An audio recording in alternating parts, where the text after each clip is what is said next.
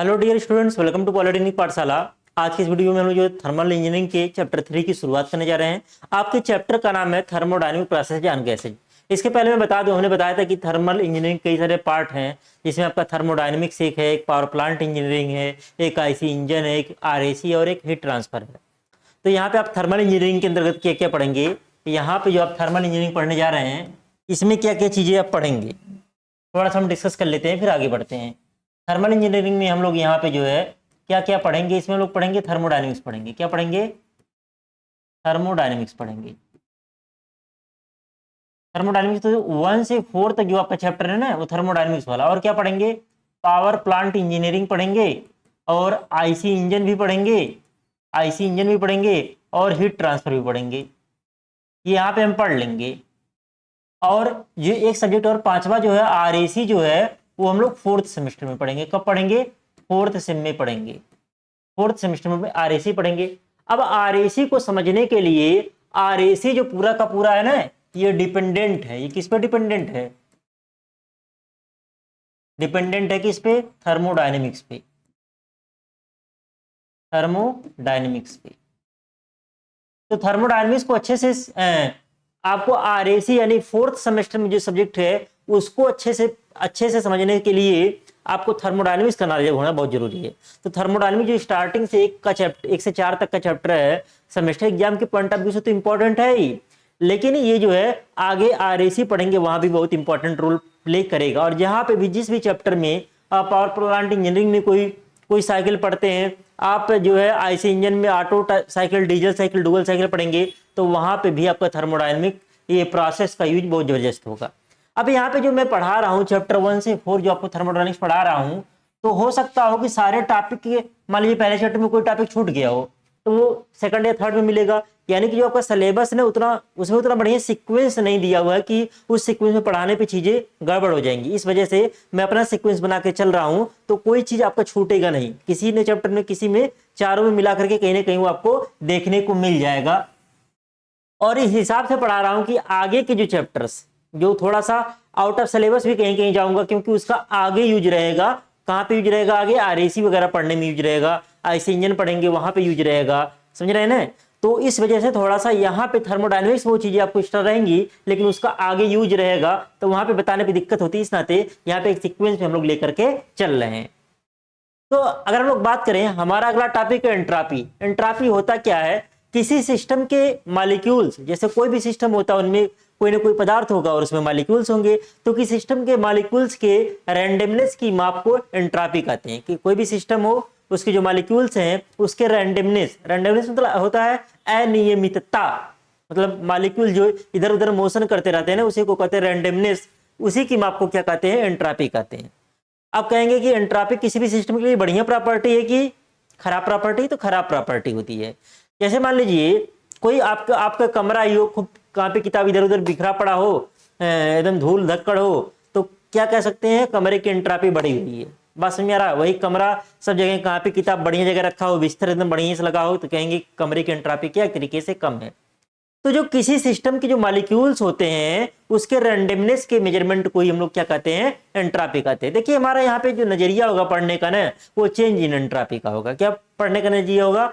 Change in entropy. हमको entropy में परिवर्तन से यहाँ पे मतलब रहेगा इंजीनियरिंग थर्मोडायनेमिक्स में। थर्मोडायनेमिक्स की हम लोग बात करें, 12वीं में जो बच्चे पढ़ते हैं वो, या जो इंजीनियरिंग वाले बच्चे नहीं होते, जो बीएससी वाले पढ़ेंगे, 12वीं वाले पढ़ेंगे, वो एंट्रापी के बारे में, वो मतलब एंट्रापी का माइक्रोस्कोपिक पॉइंट ऑफ व्यू से स्टडी करते हैं, और हम लोग क्या मैक्रोस्कोपिक पॉइंट ऑफ व्यू से स्टडी करते हैं। तो हमारा पढ़ने का जो होता है एंट्रापी के बारे में, हमको चेंज इन एंट्रापी के बारे में पढ़ना होता है मुख्य रूप से। कि अगर हम किसी सिस्टम के अंतर्गत हम लोग अवस्था 1 से अवस्था 2 पर जा रहे हैं, तो अवस्था 1 से 2 पर जाने में उसकी एंट्रापी में कितना परिवर्तन हुआ, हमको ये जानना जरूरी रहता है।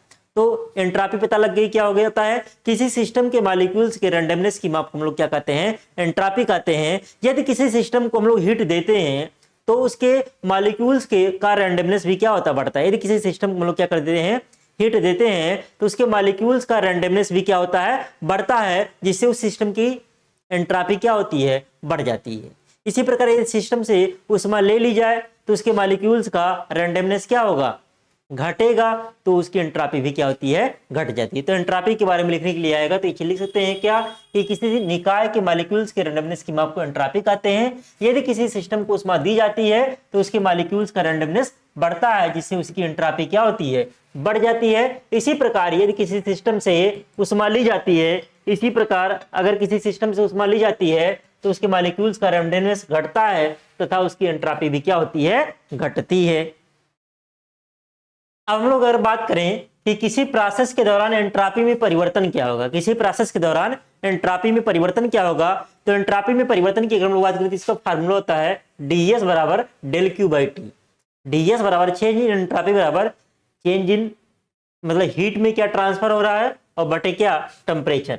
तो अगर यहाँ पे कोई टीएस डायग्राम दिखाया गया है, अगर हम लोग अवस्था एक से अवस्था 2 तक जाते हैं, यहां से 1 से 2 तक अगर हम लोग जाएं तो ds की वैल्यू क्या होगी, यहां से यहां तक जाने के दौरान ds की वैल्यू क्या होगी, इंटीग्रेशन ऑफ लिमिट लेंगे 1 से 2 तक लिमिट लेंगे और क्या हो जाएगा ds बराबर फिर लिमिट यहां से 1 से 2 और यहाँ पे क्या हो जाएगा डेल क्यू बाई टी, क्या हो जाएगा डेल क्यू बाई टी। ये आपका क्या हो गया, ये आपका फार्मूला हो गया। इसी फार्मूले की सहायता से हम लोग अलग अलग प्रोसेस के लिए चेंज इन एंट्रॉपी की वैल्यू निकालेंगे। अभी हम लोग बहुत सारे प्रोसेस के बारे में पढ़ेंगे, जैसे isothermal process, isobaric process, isochoric process, isentropic process, polytropic process, isenthalpic process. तो ये सब प्रोसेस के बारे में आगे स्टडी करेंगे और वहां पे हम लोग जो है चेंज इन एंट्रॉपी निकालेंगे, कई सारी चीजें निकालेंगे। जैसे एक चीज आपका हो गया पीवीटी डायग्राम वगैरह हो गया, इसके बारे में आगे हम लोग पढ़ेंगे। तो आपको ये क्लियर हो गया होगा चेंज इन एंट्रॉपी का फार्मूला क्या होता है, ds बराबर डेल क्यू बाई टी होता है। अब नोट ये जाना जरूरी है, पीवी डायग्राम के नीचे घिरा एरिया क्या देता है, वर्क देता है। मान लीजिए अगर यहाँ पे पीवी डायग्राम है, अगर हम लोग अवस्था 1 से अवस्था 2 तक जाएं, ऐसे मान लीजिए जाएं, तो इसके नीचे का जो घिरा एरिया होता है ना, इसके नीचे का घिरा जो एरिया होता है, ये वाला एरिया जो होता है, ये जो एरिया होता है, ये क्या होता है, ये वर्क होता है। ये क्या होता है, ये वर्क होता है। और टीएस डायग्राम के नीचे घिरा एरिया क्या होता है, हीट होता है। जैसे ये टीएस डायग्राम है, इसके नीचे का अगर हम लोग एरिया लें, इसके नीचे का एरिया अगर हम लोग लें तो ये क्या होता है, ये हीट होगा। 1 से 2 के दौरान इतना क्या होगा, इतना हीट आपका एक तरीके से लग रहा है। तो टीएस डायग्राम के नीचे का घिरा एरिया क्या होगा, आपका हीट होगा। और पीवी डायग्राम के नीचे घिरा का एरिया क्या होता है, वर्क देता है। और क्या ये फार्मूला यूज होगा आगे काफी, Cp माइनस Cv बराबर आर का यूज होगा। Cp अपान Cv ये गामा है, क्या है, Cp अपान Cv बराबर गामा, इसका भी यूज होगा। और गामा ऑफ एयर बराबर 1.4, इसका न्यूमेरिकल लगाने वगैरह में यूज होगा कि एसएससी जेईई में कई बार पूछा गया है कि एयर के लिए एडियाबेटिक इंडेक्स की वैल्यू क्या होती है। गामा क्या होता है, एडियाबेटिक इंडेक्स होता है। तो एयर के लिए जो है एडियाबेटिक इंडेक्स की वैल्यू क्या होती है, 1.4 होती है।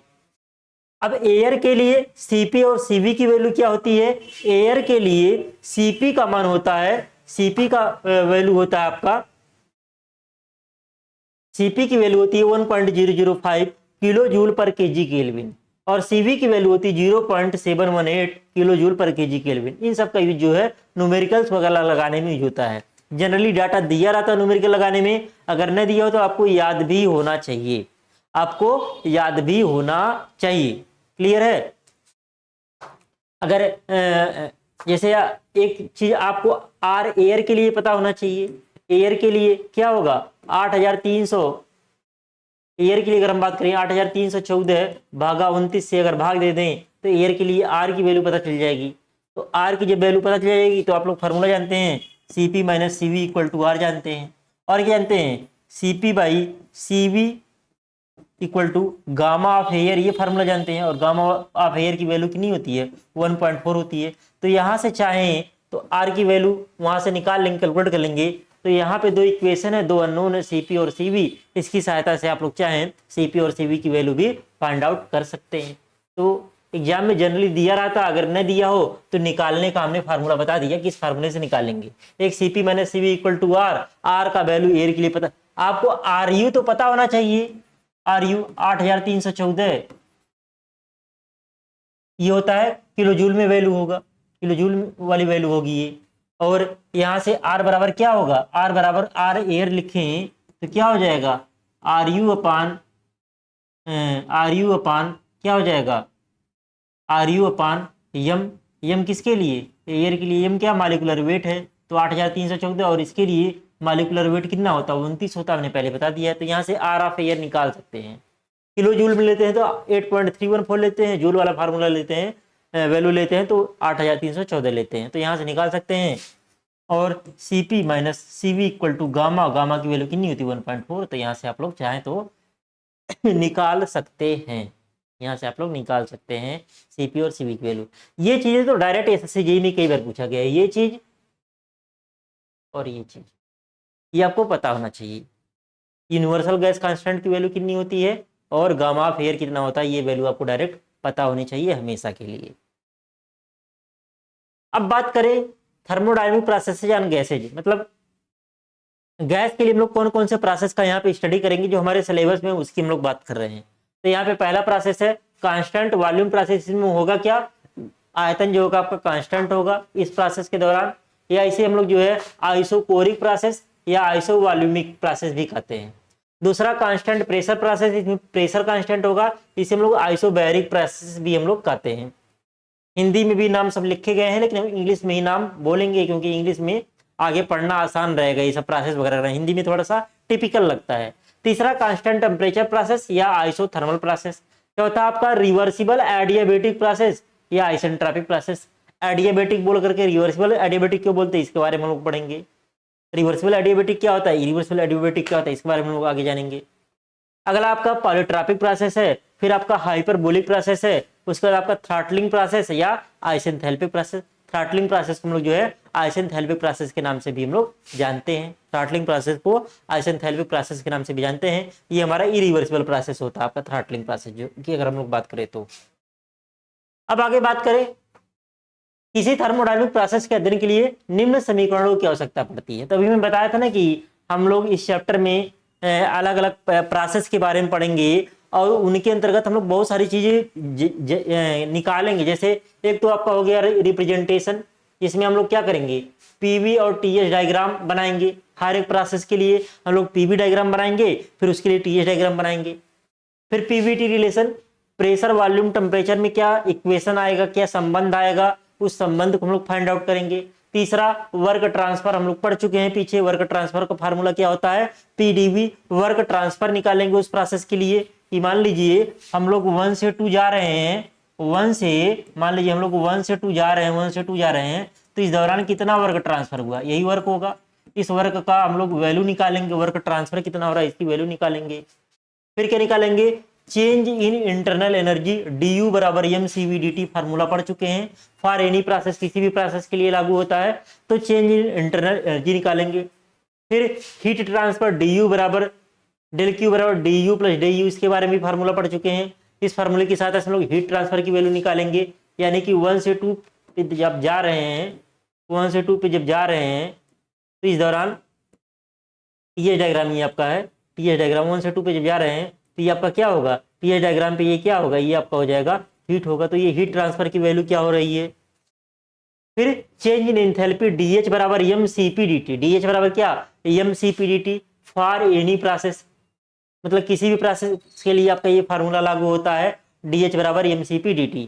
अगला आपका चेंज इन एंट्रोपी, देखिए एंट्रोपी वाला टॉपिक इस चैप्टर में नहीं है, लेकिन इसी के साथ एंट्रोपी पढ़ना आसान रहेगा, क्योंकि हम लोग पहले डेल क्यू निकाल चुके होंगे, तो डीएस बराबर हमको क्या करना रहेगा, del Q upon T formula लगाना रहेगा। तो इसके लिए अगले चैप्टर में, चौथे चैप्टर में वैसे अगर आपका देखा जाए तो एंट्रोपी सिलेबस में है, लेकिन चूंकि सबके लिए हम लोग अलग अलग प्रोसेस के लिए डेल क्यू की वैल्यू निकालेंगे यहीं पे, तो उसी प्रोसेस के लिए हम लोग तुरंत जो है डीएस की वैल्यू भी निकाल लेंगे। तो यहीं पे इसके साथ पढ़ना, एंट्रोपी पढ़ना आसान रहेगा। इसी नाते एंट्रोपी चौथे चैप्टर में भले ही है, हम आपको यहाँ पे तीसरे चैप्टर में ही पढ़ा दे रहे हैं।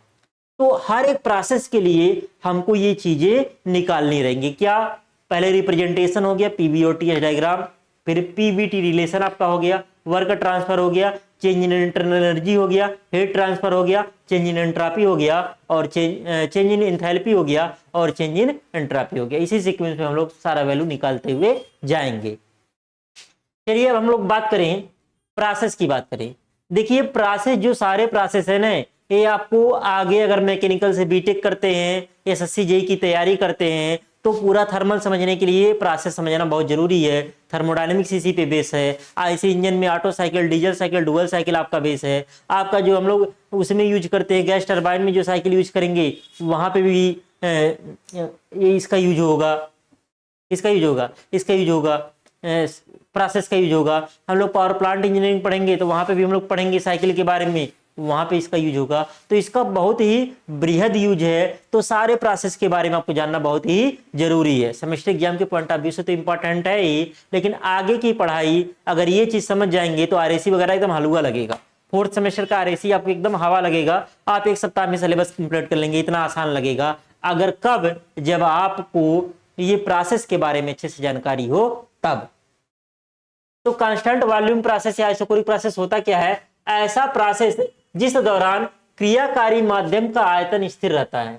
ऐसा प्रोसेस जिस दौरान क्रियाकारी माध्यम का आयतन स्थिर रहता है, स्थिर आयतन प्रक्रम कहलाता है।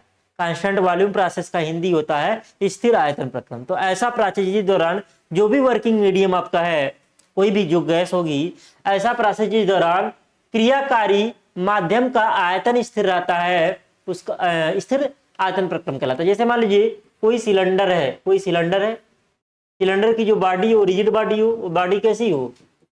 रिजिड बॉडी हो, और इसके अंदर कोई गैस भरी हुई, इसके अंदर क्या हो? कोई गैस भरी हुई हो। अब इससे चाहे आप हीट लीजिए, चाहे इसको आप हीट दीजिए, दोनों के केस में प्रेशर बढ़ेगा, प्रेशर चेंज होगा, टेम्परेचर चेंज होगा, लेकिन आयतन के मान में कोई परिवर्तन नहीं होगा, क्योंकि जिस बर्तन में रखा गया है गैस, वो उसकी जो दीवार है वो क्या है? रिजिड बॉडी है। तो इस दौरान जो भी प्रोसेस होगा, इस दौरान जो प्रोसेस हो रहा है आपका हीट देने पे या हीट निकालने पे, वो प्रोसेस कैसा होगा? वो प्रोसेस होगा आइसोकोरिक प्रोसेस होगा या कांस्टेंट वॉल्यूम प्रोसेस होगा। क्लियर है? तो ऐसा प्रोसेस जिस दौरान क्रियाकारी माध्यम का मतलब इसके अंदर जो भी गैस भरी हुई है, इसके आयतन में कोई परिवर्तन नहीं हो, ऐसा प्रोसेस जिस दौरान क्रियाकारी माध्यम का आयतन स्थिर होता है, उसे हम लोग क्या कहते हैं? उसे हम लोग स्थिर आयतन प्रक्रम कहते हैं। अब मान लीजिए, अब मान लीजिए, अब मान लीजिए सिलेंडर हम आपको समझाने के लिए ले रहे हैं। सिलेंडर कोई है, इसमें कोई गैस भरी हुई है, इसमें क्या है? कोई गैस भरी हुई है। अब मान लीजिए अगर आप इसको हीट दीजिए, अगर आप इसको हीट दीजिए तो होगा क्या? हीट देने पे टेम्परेचर क्या होगा? बढ़ेगा। हीट देने पे क्या होगा? टेम्परेचर बढ़ेगा। टेम्परेचर बढ़ रहा है। अब जो है इसके मालिक्यूल, देखिए हमने अभी बताया एंट्रोपी क्या होता है। किसी भी सिस्टम की वह प्रॉपर्टी होती है जो हीट देने पे क्या होता है? बढ़ता है।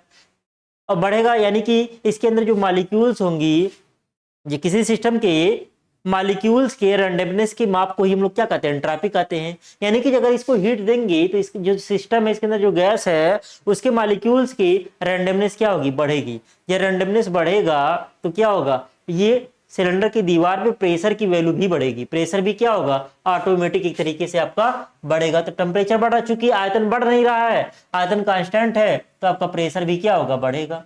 प्रेशर क्या होगा? बढ़ेगा। तो 1 से 2 जाने पे मान लीजिए हम पहले इसका टेम्परेचर मान लीजिए 40 डिग्री सेल्सियस था। अब मान लीजिए यहां से हम चले गए 100 डिग्री सेल्सियस पे चले गए, तो क्या होगा? अगर हम पीवी डायग्राम बनाए, आयतन तो स्थिर रहेगा। मान लीजिए हम अवस्था 1 पे हैं, तो पीवी डायग्राम पे क्या बढ़ता हुआ दिखेगा? पीवी डायग्राम पे आपको बढ़ता हुआ दिखेगा क्या? कि इसका जो है प्रेशर पहले P1 था, अब प्रेशर बढ़ करके कितना हो गया? प्रेशर बढ़ करके P2 हो गया। इसका प्रेशर क्या हो गया? P1 से P2 हो गया बढ़ करके। पीवी डायग्राम पे, डायग्राम रटना नहीं समझना। और इस दौरान क्या है? इस दौरान आपका आयतन क्या है? इस दौरान आपका आयतन क्या है? कांस्टेंट है। तो जब हमने कांस्टेंट वॉल्यूम पे किसी भी सिस्टम को हीट दे रहे हैं, तो प्रेशर क्या होगा? जाहिर सी बात है, आयतन तो कांस्टेंट है, क्योंकि प्रोसेस का नाम ही है कांस्टेंट वॉल्यूम प्रोसेस, तो आयतन तो कांस्टेंट रहेगा। तो हम एक पॉइंट कंसीडर किए, तो अगर इसको हीट देंगे तो क्या होगा? प्रेशर P1 से P2 जाएगा। चूंकि आयतन कांस्टेंट है, इस नाते इसके जो जाने का क्रम होगा ना, एक सीधी रेखा में जाएगा। क्योंकि जरा सी अगर वैल्यू चेंज होगी तो ये क्या होगा? आयतन में परिवर्तन हो जाएगा। यहाँ से 1 से 2 की बात करें तो यहाँ आयतन में क्या हो जा रहा है? परिवर्तन हो जा रहा है। इस वजह से जो ये आपका जा रहा है ना, इस प्रकार से जाएगा। कैसे जाएगा? सीधे जाएगा। क्यों? क्योंकि आयतन की वैल्यू क्या है? कांस्टेंट है। अब यही चीज टीएच डायग्राम की बात करें तो टीएच डायग्राम आपको याद करना पड़ेगा। 1 से 2 जाने पे क्या होगा, प्रेशर बढ़ेगा, और 2 से 1 आने पे क्या होगा, प्रेशर घटेगा। क्लियर है, वॉल्यूम लेकिन कांस्टेंट रहेगा। तो यही चीज टीएच डायग्राम पे देखेंगे तो ये वैल्यू ये आपको याद करना पड़ेगा। टीएच डायग्राम आपको क्या करना पड़ेगा, याद करना पड़ेगा आइसोकोरिक के लिए। इसका ये ऐसे जाएगा,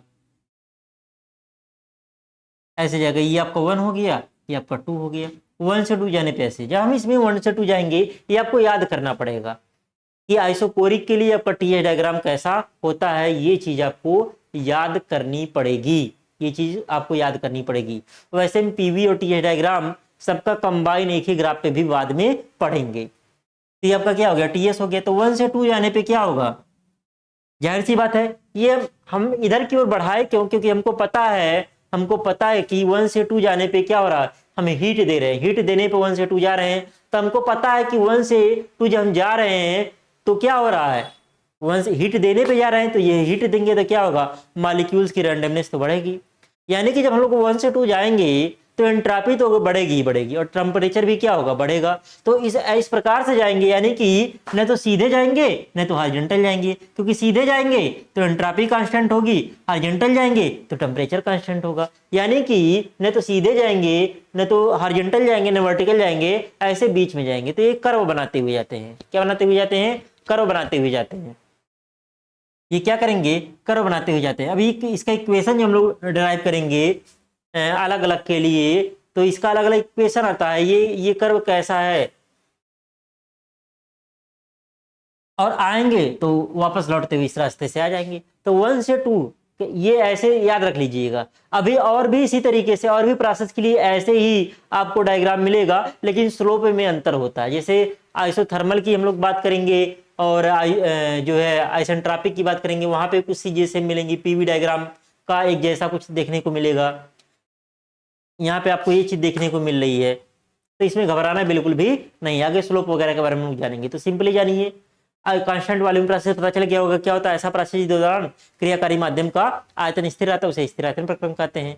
तो अगर हम लोग किसी सिस्टम को इस प्रकार से हीट दें कि उसका आयतन कांस्टेंट रहे, तो हीट देने पे क्या होगा, टेम्परेचर बढ़ेगा, प्रेशर बढ़ेगा, और क्या होगी, और एंट्रोपी भी बढ़ेगी, और क्या होगा, एंट्रोपी भी उसका बढ़ेगा। तो यहाँ पे चीजें समझ में आएंगी। जब 1 से 2 जाएंगे तो एंट्रोपी भी बढ़ेगी, आपका टेम्परेचर बढ़ेगा। यहाँ पे टेम्परेचर T1 है, यहाँ पे टेम्परेचर T2 है, यहाँ पे एंट्रोपी S1 है, यहाँ पे एंट्रोपी क्या है, S2 है, S2 है। क्लियर। अब देखिए प्रोसेस 1 से 2 क्या होगा, आइसोकोरिक कंप्रेशन प्रोसेस। क्या होगा, आइसोकोरिक कंप्रेशन प्रोसेस, प्रोसेस 1 से 2, या isochoric heat addition process, isochoric heat addition process. तो प्रोसेस 1 से 2 जो आपका होगा, प्रोसेस 1 से 2 जो आपका होगा वो क्या होगा, आइसोकोरिक कंप्रेशन प्रोसेस। क्यों, क्योंकि हम लोग कंप्रेस कर रहे हैं, तभी तो प्रेशर आपका क्या हो रहा है, बढ़ रहा है। प्रेशर आप यहां से मत देखिए कि आयतन नहीं घट रहा तो कंप्रेशन प्रोसेस नहीं होगा, क्योंकि आपका प्रेशर बढ़ रहा है। देखिए कंप्रेशन प्रोसेस, जो आपका कंप्रेशन प्रोसेस होता है, यहां पे अगर हम लोग बात करें, आगे थोड़ा सा आपको चीज समझा दें। कंप्रेशन प्रोसेस में होता क्या है, कंप्रेशन प्रोसेस में होता क्या है, कंप्रेशन प्रोसेस में होता क्या है, इसमें या तो वॉल्यूम बढ़े और प्रेशर कांस्टेंट रहे, या आपका प्रेशर बढ़े और वॉल्यूम कांस्टेंट रहे, या आपका प्रेशर भी बढ़े और क्या हो, सॉरी कंप्रेशन है ना, उल्टा बोल दिया हमने, वॉल्यूम घटे प्रेशर कांस्टेंट रहे, या आपका प्रेशर बढ़े वॉल्यूम कांस्टेंट रहे, या आपका वॉल्यूम घटे और प्रेशर बढ़े। तीनों केस में क्या होगा, तीनों केस में आपका प्रोसेस जो होगा कंप्रेशन ही होगा। एक्सपेंशन की बात करें, कंप्रेशन मतलब प्रोसेस मतलब होता है संपीड़न प्रक्रम, हिंदी में क्या होता है, संपीड़न प्रक्रम इसको कहते हैं। सेकंड की बात करें, एक्सपेंशन की बात करें, एक्सपेंशन प्रोसेस की बात करें, तो इस दौरान क्या होगा, आयतन बढ़ेगा, प्रेशर क्या होगा, कांस्टेंट होगा, या आपका प्रेशर घटेगा और क्या होगा, आयतन कांस्टेंट होगा, या आपका प्रेशर घटे और वॉल्यूम क्या हो, बढ़े। तभी क्या होगा, आपका एक्सपेंशन प्रोसेस होगा। यानी कि कंप्रेशन का उल्टा क्या होता है, एक्सपेंशन। इसको हिंदी में बोलते हैं प्रसार प्रक्रम बोलते हैं। क्या बोलते हैं, प्रसार प्रक्रम बोलते हैं, प्रसार प्रक्रम बोलते हैं, प्रसार प्रक्रम बोलते हैं। तो चीजें क्लियर हो गई। कंप्रेशन का मतलब क्या है, कंप्रेशन का मतलब ये है कि आपका प्रेशर बढ़ रहा है, अगर आयतन कांस्टेंट है तब भी आपका क्या होगा, कंप्रेशन प्रोसेस आपका होगा। तो ये डायग्राम समझ में आ गया होगा, पीवी और टीए डायग्राम आपको समझ में आ गया होगा। तो पीवीटी रिलेशन की बात करें, हम लोग जानते हैं क्या, P1 V1 बटे T1 बराबर P2 V2 अपॉन T2, ये हम लोग पढ़ चुके हैं, ये हम लोग पहले पढ़ चुके हैं। यहां से चूंकि क्या होगा, V1 बराबर V2 होगा, यहाँ पे चूंकि V क्या है, कांस्टेंट है, तो ये 1 से 2 जाने पे क्या हो रहा है, V1 बराबर V2 और इसको हम V ले रहे हैं।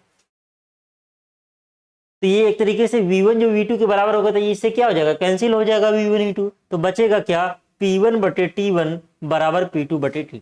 तो इसके लिए जो है देखिए, सभी प्रोसेस के लिए हम ये सातों चीजें निकालेंगे, सभी प्रोसेस के लिए हम लोग सातों चीजें निकालेंगे, ध्यान दीजिएगा, सभी प्रोसेस के लिए सातों काम करेंगे। तो पहले के लिए अगर हम लोग बात करें आइसोकोरिक प्रोसेस की, अगर हम लोग बात करें तो इसके लिए आपको ये पीवी और टीएस डायग्राम हो गया, और दूसरा क्या हो गया, पीवीटी रिलेशन हो गया। अब बात करें हम लोग वर्क ट्रांसफर। ये चीज चाहे तो आप लोग नोट कर लीजिएगा, ये चीज चाहे तो आप लोग नोट कर लीजिएगा, ये चीज काफी इंपॉर्टेंट है, ये चीज आप लोग नोट कर लीजिएगा कॉपी में। कंप्रेशन का मतलब क्या होता है और एक्सपेंशन का मतलब क्या होता है, कहीं साइड में इसको नोट कर लीजिएगा, काफी इंपॉर्टेंट चीज है ये आपका। अब वर्क ट्रांसफर की बात करें, हम लोग जानते हैं डेल डब्ल्यू और पीडीवी। अब यहाँ पे क्या होगा, पीडीवी, यहाँ अगर हम लोग यहाँ बात करें तो 1 से 2 डेल डब्ल्यू क्या हो जाएगा, क्योंकि हम लोग 1 से 2 जा रहे हैं, 1 से 2 डेल डब्ल्यू क्या हो जाएगा, इंटीग्रेशन ऑफ 1 से 2 पीडीवी, इंटीग्रेशन ऑफ 1 से 2 पीडीवी। अब इसके लिए क्या होगा, डीवी 0 होगा। क्यों डीवी 0 होगा, क्योंकि आयतन में कोई परिवर्तन हो ही नहीं रहा है। अगर किसी वस्तु पे आप कोई चीज बल लगा रहे हैं, अगर बल की स्थिति में कोई परिवर्तन न हो तो कार्य क्या होगा, 0। तो क्या होता है, बल गुणे विस्थापन होता है। वैसे ही थर्मोडायनेमिक्स के लिए यहाँ पे वर्क ट्रांसफर का फार्मूला क्या है, पीडीवी। अगर आयतन में कोई परिवर्तन नहीं हो रहा है तो कोई कार्य नहीं हुआ है, तो कोई कार्य हुआ ही नहीं। तो इसके लिए वर्क ट्रांसफर की वैल्यू क्या होगी, 0 होगी। क्यों, क्योंकि डीवी की वैल्यू क्या है, 0 है, तो वर्क ट्रांसफर क्या आ गया, 0 आ गया। ऐसे ही चेंज इन इंटरनल एनर्जी क्या होगा, डी यू बराबर mcv dt सभी प्रोसेस के लिए। तो अगर यहाँ पे लिखें डी का मतलब यहाँ पे कह सकते हैं U2 माइनस U1, तो क्या हो जाएगा mcv T2 माइनस T1। मतलब कहने का मतलब हम लोग कहाँ गए, 1 से 2 अगर जा रहे हैं, 1 से 2 अगर हम लोग गए, 1 से 2 गए, तो यहाँ पे क्या होगा, यहाँ पे जो एनर्जी होगा एक तरीके से U1 होगा, यहाँ पे एनर्जी क्या होगा, U2 होगा। U1 पे यहाँ न लिख करके यहाँ पे अगर हम लोग बात करें, यहाँ पे एनर्जी क्या होगा, यहाँ पे एनर्जी U1 होगा, यहाँ पे एनर्जी क्या होगा, यहाँ पे एनर्जी U2 होगा। बस समझ में आ रहा है। तो U1 से U2 जाने पे एनर्जी के मान में क्या, इंटरनल एनर्जी में कितना परिवर्तन, U2 माइनस U1, तो mcv dt का मतलब क्या हो जाएगा, T2 माइनस T1। तो पूरा नहीं लिख करके हम 60 में हर जगह यही लिखेंगे, du बराबर mcv dt। तो आंतरिक ऊर्जा में परिवर्तन का न्यूमेरिकल आएगा, तो वहां पे dt का मतलब क्या समझेंगे, dt का मतलब यही समझेंगे T2 माइनस T1, मतलब final temperature minus initial temperature. अगला आपका हीट ट्रांसफर है। हीट ट्रांसफर का फार्मूला क्या होता है, डेल क्यू बराबर D U plus del W होता है। तो यहाँ से लिख सकते हैं डेल डब्ल्यू चूंकि 0 है, तो यहाँ से mcv dt प्लस 0 लिख सकते हैं। तो यहाँ पे 1 से 2 डेल क्यू क्या होगा, 1 से 2 डेल क्यू क्या होगा, ये क्या हो जाएगा, mcv dt ही होगा 1 से 2। चूंकि आपका डेल डब्ल्यू 0 हो गया, यहाँ पे डेल डब्ल्यू 0 आपका हो गया, तो डायरेक्ट लिख सकते हैं डेल क्यू बराबर क्या, डी यू। तो यहाँ से डेल क्यू का मतलब क्या, डेल क्यू का मतलब यही Q1 से 2। तो एक बार इंटीग्रेशन के फॉर्म में करके वही लिख दिया गया है, Q1 से 2 बराबर क्या हो जाएगा, mcv dt। तो सेमेस्टर कंपटीशन में ऐसे आता है, किस प्रोसेस के लिए heat transfer change in internal energy के बराबर होता है। ऐसा कौन सा प्रोसेस है जिस दौरान इंटरनल एनर्जी का मान हीट ट्रांसफर के बराबर होता है। तो क्या हो जाएगा, कौन सा प्रोसेस हो जाएगा, आइसोकोरिक प्रोसेस हो जाएगा, कांस्टेंट वॉल्यूम प्रोसेस आपका हो जाएगा। क्लियर है, ये आपका आ गया हीट ट्रांसफर की वैल्यू आ गई। अब अगर हम लोग बात करें चेंज इन एंथैल्पी, अगला क्या आपका चेंज इन एंथैल्पी DH बराबर mCp dt, यहाँ पे भी dt का मतलब वही है T2 माइनस T1। फिर आपका है चेंज इन एंट्रापी। एंट्रापी देखिए चौथे चैप्टर में था, लेकिन मैं यहीं पे कवर कर ले रहा हूँ, क्यों? क्योंकि यहाँ पे इसको समझना आसान है। इसी नाते चैप्टर की शुरुआत में हमने सबसे पहले एंट्रापी के बारे में पढ़ा दिया, एंट्रापी होता क्या है, इससे आपको दिक्कत नहीं आए। तो अगले चैप्टर में हमको एंट्रापी टॉपिक पढ़ना नहीं पड़ेगा। बुक वगैरह पढ़ेंगे एंट्रापी के बारे में, कुछ समझ में नहीं आएगा क्या लिखा हुआ है, और यहाँ पे बड़े आसानी से सारी चीजें समझ में आ जाएंगी। ds बराबर क्या होगा del q बाई टी, तो 1 से 2 ds क्या हो जाएगा 1 से 2 del q बाई टी। तो ये इसका मतलब क्या हो गया s2 माइनस s1 बराबर 1 से 2 del q की वैल्यू क्या होती है mcv dt बटे t हो जाएगा। del q की वैल्यू पढ़ चुके हैं, del q बराबर पीछे पढ़े हैं क्या होता है mcv dt, तो यहाँ पे हो गया mcv dt बटे t हो गया। अब ध्यान दीजिएगा यहाँ पे mcv कांस्टेंट है, तो इंटीग्रेशन जो करते हैं तो कांस्टेंट कहाँ आ जाएगा बाहर आ जाएगा। तो जब यहाँ पे इंटीग्रेशन कर रहे हैं तो क्या हो जा रहा है बराबर हो जा रहा है mcv 1 से 2 1 बटे टी, क्या होगा 1 बटे टी dt, ये हो जा रहा है। ये चीज हो सकता है अभी आपके समझ में नहीं आ रहा हो कैसे लिखा गया है। आप लोग समाकलन तो पढ़े ही होंगे, जैसे लिखा हो 1 से 2 और 1 बटे x dx लिखा हो, तो इसका आप लोग क्या करते हैं, इसका क्या लिखते हैं log x, और यहाँ पे लगा देंगे 1 से 2, यही तो करते हैं। तो log x का मतलब क्या, यहाँ पे एक तरीके से हो जाएगा log, ये जो इसको लिख सकते हैं log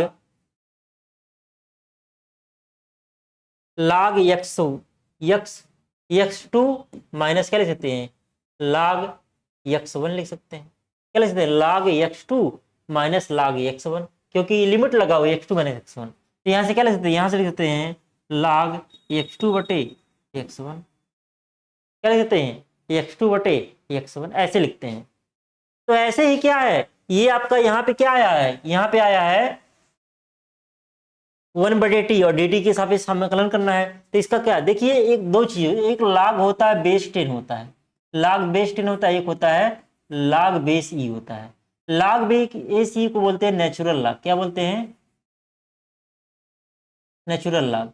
अब इसको इसमें बदलने के लिए कुछ मल्टीप्लाइंग फैक्टर होता है, उससे गुणा कर देते हैं, तो log e जो होता है log बेस 10 में बदलता है। log जो बेस e होता है इसी को हम बोलते हैं LN बोलते हैं, क्या बोलते हैं LN।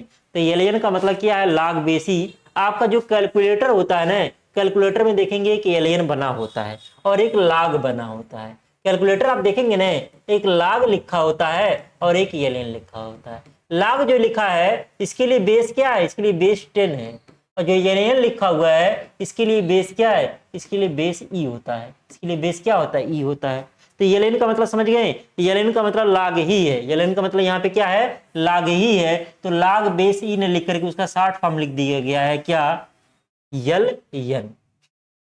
तो इसका अगर आप समाकलन करेंगे, समाकलन इसका करेंगे तो क्या हो जाएगा, mcv तो कांस्टेंट है, तो क्या हो जाएगा log t 1 से 2 बराबर mcv log t, या log लिखिए LN लिखिए, हम LN अगले लाइन में LN कर दे रहे हैं LN। अब जब ये जो लिमिट अंदर करेंगे तो क्या हो जाएगा log LN t2 माइनस ये LN क्या हो जाएगा t1। तो अगर आपका log का माइनस वाला चीज रहता है क्या होता है, जैसे होता है log a minus log b, तो क्या होता है ये हो जाता है log a बटे b, ये फार्मूला होता है log a बटे b, ये फार्मूला आपका होता है log a minus log b बराबर क्या हो जाता है log a बटे b।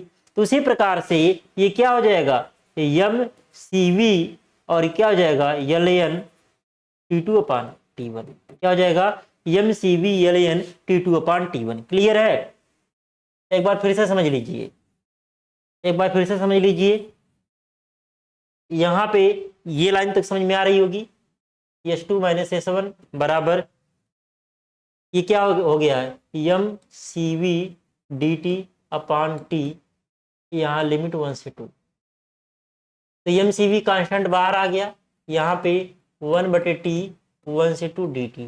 अब 1 बटे t का t के सापेक्ष समाकलन करना तो क्या होता है 1 बटे x का जैसे log x होता है वैसे 1 बटे t का dt के सापेक्ष क्या हो जाएगा log t हो जाएगा, बराबर CV और log को हम लोग क्या लिखेंगे, ln लिखेंगे, ln t और लिमिट 1 से 2। यहाँ पे क्या हो जाएगा, mCV क्या हो जाएगा, अब यहाँ पे हो जाएगा ln t1 minus ln t2, ये इसको अंदर ले जाएंगे, लिमिट को अंदर ले जाएंगे। अब फिर ये क्या हो जाएगा, mCV ln t2 अपान t1। तो भाई समाकलन तो इतना आना चाहिए, बेसिक समाकलन आपको आना चाहिए। आप लोग फर्स्ट ईयर में मैथ पढ़ के आए हुए हैं, पास करके आए हैं, तो इतना समाकलन तो आपको आना ही चाहिए। तो ये क्या आ गया फार्मूला, mCV ln t2 अपान t1। तो ये चीज, कुछ चीजें एक दो लाइन शार्ट में यहाँ पे की गई हैं, तो उससे घबराना नहीं है। mCV डायरेक्ट बाहर ले लिया गया, ये लिमिट लगा दिया गया, फार्मूला लगा दिया गया, 1/t dt मान लिया गया यहीं पे, तो क्या ln t2 और लिमिट भी अंदर कर दिया गया ln t2 minus ln t1, और ये क्या हो जाएगा ln t2 अपान t1। तो s2 माइनस s1 का ये आपका फार्मूला निकल करके आ गया, क्या, s2 माइनस s1 बराबर mCV ln t2 अपान t1। तो सारी चीजें एक बार रिकॉल कर लीजिए। पहला क्या था, पहला आपका था, पहला देखिए सारी चीजें एक बार रिकॉल कर लीजिए। पहला आपका क्या था, पहला चीज आपका था पीवी एंड टीएस डायग्राम। क्या था, पीवी एंड टीएस डायग्राम। तो इसमें क्या था, इसमें अगर हम लोग बात करें कैसे गए थे, पीवी रटना बिल्कुल भी नहीं है, ये 1 पॉइंट हो गया, ये 2 हो गया, 1 से 2 ये, 2 से 1 ये, 1 से 2। और अगर हम लोग बात करें टीएस कैसे था, टीएस ऐसे था, प्रैक्टिस करेंगे तो धीरे धीरे याद हो जाएगा। टीएस आपका ऐसे था, कैसे गए थे, ऐसे गए थे, ये 1 आपका, ये आपका 2, क्लियर है, ये 1 2 हो गया। अब बात करें हम लोग, ये आपका यहाँ पे v बराबर कांस्टेंट, यहाँ पे ये आपका P1 और यहाँ पे P2, ये आपका v बराबर कांस्टेंट, यहाँ P1 यहाँ P2। अब बात करें यहाँ पे S1, यहाँ पे S2, यहाँ पे T1, यहाँ पे T2, S1 S2 T1 T2। तो पीवी एंड टीएस डायग्राम ये हो गया, पीवी एंड टीएस डायग्राम ये हो गया। फिर अगला क्या था, इसमें अगर हम लोग बात करें प्रोसेस 1 से 2, तो इसको क्या बोलेंगे, क्योंकि वॉल्यूम कांस्टेंट है तो इसको क्या बोलेंगे, आइसोकोरिक, आइसोकोरिक एक्सपेंशन। क्या हो रहा है, चूंकि कंप्रेशन, आइसोकोरिक क्या हो जाएगा, कंप्रेशन, चूंकि प्रेशर बढ़ रहा है तो isochoric compression process, isochoric compression process.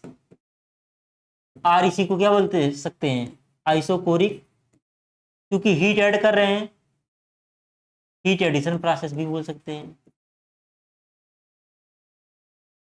Isochoric heat addition process ये बोल सकते हैं।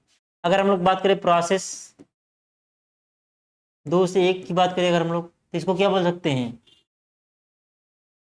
आइसोकोरिक, इसी का उल्टा हो जाएगा, आइसोकोरिक एक्सपेंशन प्रोसेस हो जाएगा, क्योंकि 2 से 1 आने पे प्रेशर क्या हो रहा है, घट रहा है, एक्सपेंशन, एक्सपेंशन प्रोसेस हो जाएगा, प्रोसेस हो जाएगा। या इसी को क्या बोल सकते हैं, isochoric, isochoric heat rejection, heat rejection process ये हो जा रहा है। ये क्या हो जा रहा है, ये आपका हो गया आइसोकोरिक के बारे में 2 चीज हो गई। पहला एक पीवी और टीएस डायग्राम हो गया, इसी पे प्रोसेस था। दूसरा क्या था, दूसरा आपका था पीवी टी, पीवीटी रिलेशन था। दूसरा क्या था, पीवीटी रिलेशन था।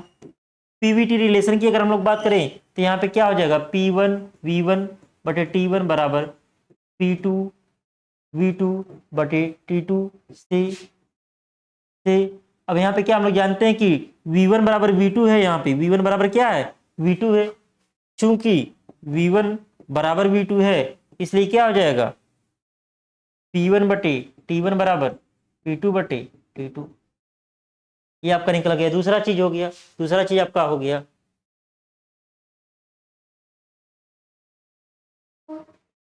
अच्छा यहीं पे जोड़ लेते हैं, चलिए।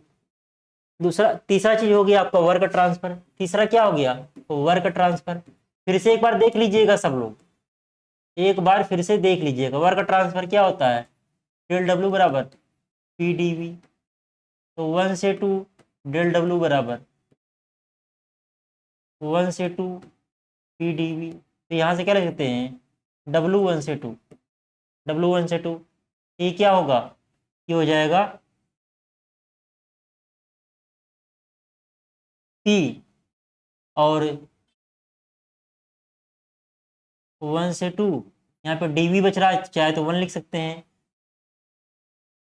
नहीं, प्रेशर तो कांस्टेंट है नहीं, डीवी की वैल्यू चूंकि 0 है, यहाँ पे अगर आप लोग देखेंगे टीवी की वैल्यू चूंकि 0 है। अच्छा, ये दूसरे प्रोसेस के लिए आ गया था, एक मिनट,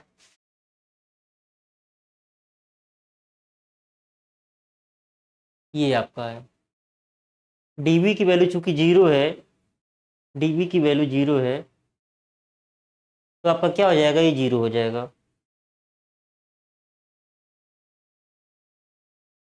तीसरे में क्या आ गया, डेल डब्ल्यू बराबर 0, क्या, क्योंकि डीवी आपका क्या है 0, पूरा लिखेंगे प्रोसेस, आगे चला गया ये चीज, आगे मैं कहीं करवा रहा था, हाँ यहाँ पे ये क्या हो गया, ये आपका हो गया, यहाँ से हो गया W1 से 2 बराबर 0, 0 क्या हुआ, क्योंकि dv क्या है 0 है, dv 0 इस नाते W1 से 2 क्या हो गया 0 हो गया।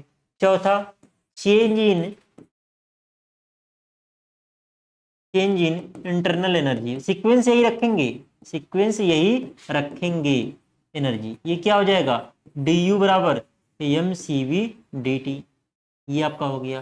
फिर क्या, पांचवा, del Q, heat transfer, heat transfer क्या होता है D U plus del W, ये आपका हो गया 0। तो यहाँ से अगर हम लोग बात करें 1 से 2, डेल क्यू यहीं पे लगाएं 1 से 2, डेल क्यू तो ये हो जाएगा 1 से 2, ये हो जाएगा D U plus del W, तो ये हो गया 0, तो ये हो जाएगा 1 से 2 डी यू, तो ये क्यू 1 से 2 बराबर क्या हो जाएगा, ये डी यू की वैल्यू क्या हम लोग जानते हैं M C V D T, तो Q1 से 2 क्या हो जाएगा mcv dt, ये पांचवा नंबर था, ये क्या था पांचवा नंबर।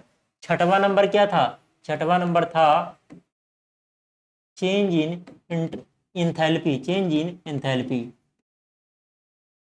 ये क्या होता है DH बराबर mcp dt होता है। फिर छठवा हीट ट्रांसफर DS बराबर 1 से 2, DS बराबर 1 से 2 del Q by T, del Q by T, तो 1 से 2 इसको ले सकते हैं S2 माइनस S1 ले सकते हैं, 1 से 2 डेल क्यू की वैल्यू क्या होगी mcp dt बटे टी, तो यहाँ पे क्या हो जाएगा, यहाँ से आ जाएगा mcp बाहर आ जाएगा और क्या आ जाएगा 1 बटे टी और dt, वही चीज जो ने बताया था mcp, और यहाँ पे क्या हो जाएगा 1 से 2 ये लिमिट रहेगा, तो हो जाएगा ln टी, और लिमिट क्या लेंगे 1 से 2, तो इसी को और सॉल्व करेंगे तो क्या हो जाएगा mcp, और यहाँ पे क्या हो जाएगा, यहाँ पे हो जाएगा ln t2 minus ln t1, ये हो जाएगा बराबर mcp, यहाँ पे क्या हो जाएगा ln t2 अपान t1, तो ये आ गया क्या S2 माइनस S1 आ गया। तो ऐसे ही सारी चीजें आप एक निकाल लिए, मान लीजिए एक देख देख करके निकाल लिए, कॉपी पे नोट कर लिए, तो आपको रफली एक बार क्या करिए, एक बार रफली सारी चीजों को 2 से 3 से 4 बार निकाल करिए। हम लोग बहुत बार प्रैक्टिस करते थे और बोर्ड पे बुला करके, या ऑफलाइन जब हम पहले पढ़ाते थे तब बुला करके, चाहे 5 प्रोसेस रहता था, पांचों प्रोसेस में से किसी की वैल्यू किसी से बुला बुला के लिखवाते थे बोर्ड पे, डायरेक्ट आपको वैल्यू पता होनी चाहिए, ये डेरिवेशन तो आना ही चाहिए करने, आपको वैल्यू भी पता होनी चाहिए, क्योंकि आगे कंपटीशन के पॉइंट ऑफ व्यू से बहुत ज्यादा आपका इसका यूज देखने को मिलेगा।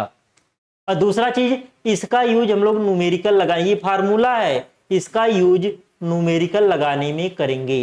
देखिए जिन बच्चों को प्रोसेस वगैरह के बारे में जानकारी नहीं रहता है, उनको थर्मोडायनेमिक्स का न्यूमेरिकल बहुत ही कठिन लगता है, लेकिन अगर आप पूरा प्रोसेस सीख जाएंगे, पूरा प्रोसेस सीख जाएंगे तो न्यूमेरिकल थर्मोडायनेमिक्स का एकदम हलवा लगेगा।